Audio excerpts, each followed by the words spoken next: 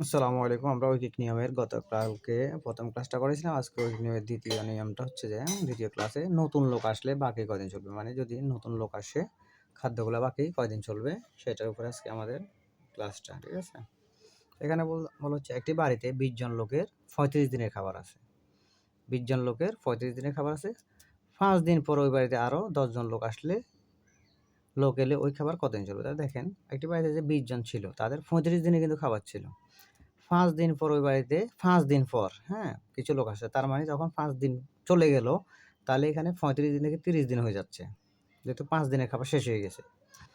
৫ দিন পর তারা ৩৫ দিনের খাবার থেকে যেহেতু ৫ দিনের খাবার খাই ফেলছে, যেহেতু ৫ দিন পরের কথা বলছে, তাহলে ৫ দিন খাবার খেয়ে ফেলছে। সো এখানে ৩০ দিন আছে। এখন বলছে বাড়িতে আরো ১০ জন লোক এলে ওই খাবার কতদিন চলবে? দেখেন আগে লোক ছিল ২০ জন। এখন লোক আবার আসছে ১০ জন। তার মানে এখানে এই ২০ যোগ করে দিলে আমাদের কত হচ্ছে? ৩০ জন। এখন লোক হয়ে গেল কতজন? ৩০ জন। তো যখন আপনার এরকম থাকবে আপনার প্রথম অংশটা উপরে রাখবেন সবসময় ২০ গুণ ৩০ বাই এর পরের অংশটা এই ৩০। তাহলে ৩০ কেটে দিলে আমাদের হচ্ছে ২০ দিন। তাহলে আমাদের খাবার আছে এই ২০ দিনের। এটা হচ্ছে আমাদের উত্তর। ঠিক আছে? এবার বলছে কোনো ছাত্রাবাসে ৪০ জন ছাত্রের ৩০ দিনের খাবার আছে।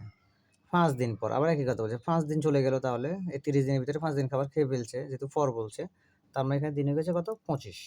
২৫ দিন হয়ে যাবে। ৫ দিন পর আরো ১০ জন আসছে। তাহলে আগে লোক ছিল ৪০ জন। আরো ১০ জন এড হওয়ার কারণে এখানে ৪০ এড হওয়ার কারণে কত হয়ে গেছে আমাদের? ৫০ জন। তাহলে আগের মতো আমাদের ৪০ আর ২৫ উপরে হবে ৪০ গুণ ২৫ উপরে আর নিচে বাড়তি সংখ্যাটা। তাহলে ২৫ দিয়ে কাটলে ২৫ দুগুণে ৫০, ২ দিয়ে কাটলে ৪০কে ২০ সমান ২০ দিন। উত্তর ২০ দিন।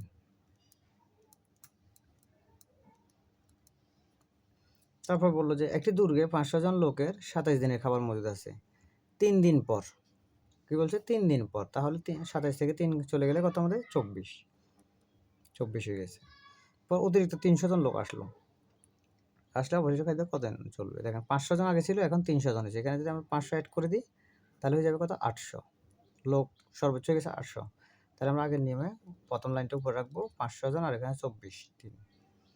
তাহলে নিচে হয়েছে ৮০০। ২ শূন্য কেটে দিলাম, ২ শূন্য কেটে দিলাম, ৮ দিয়ে কাটলে ৩ আর ২৪। ঠিক আছে? তাহলে আমরা উপরে পেলাম ৫ গুণ ৩ সমান ১৫ দিন। তাহলে আমাদের উত্তর হচ্ছে ১৫ দিন। দেখেন এবার বলছে কোনো ছাত্রাবাসে ৩২০ জন ছাত্রের ১৮ দিনের খাবার আছে। ৬ দিন পর ছাত্রাবাসে আরও ১৬০ জন আসছে। তাহলে ৬ দিন চলে গেল। ১৮ দিন থেকে ৬ দিন চলে গেলে আমাদের এখানে হয়ে যাবে ১২ দিন। হিসাবটা এখন ১২ দিন দিয়ে করতে হবে। দেন এখানে বলছে ১৬০ জন নতুন আসছে। আগে ছিল ৩২০ জন। তাহলে আমাদের হয়ে গেল কত? ৪৮০ জন। ঠিক আছে? তাহলে আমরা আগের নিয়মে ৩২০ উপরে থাকবে গুণ ১২, নিচে বড় সংখ্যাটা ৪৮০। তাহলে আমরা ০ কেটে দিলাম, ১২ দিয়ে কাটলে ৪ × ১২ = ৪৮, ৪ দিয়ে ৩২ কাটলে ৮ সমান ৮ দিন। বাকি খাদ্য যাবে ৮ দিন। উত্তর ৮ দিন। আজকে আমাদের দ্বিতীয় পাঠ শেষ। আমরা পরবর্তীতে তৃতীয় ক্লাসে অ্যানাদার টপিকস নিয়ে বলবো। লোক আসলে বলছে, আর পরবর্তী ক্লাসে হবে লোক চলে গেলে। ঠিক আছে?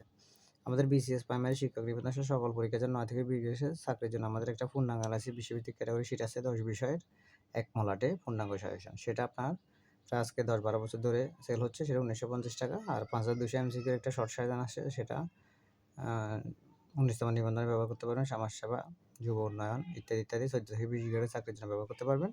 সেটার রেট হচ্ছে ৬৫০ টাকা। অর্ডার করছে আমার হোয়াটসঅ্যাপ নাম্বার আছে, রবি নাম্বারটা।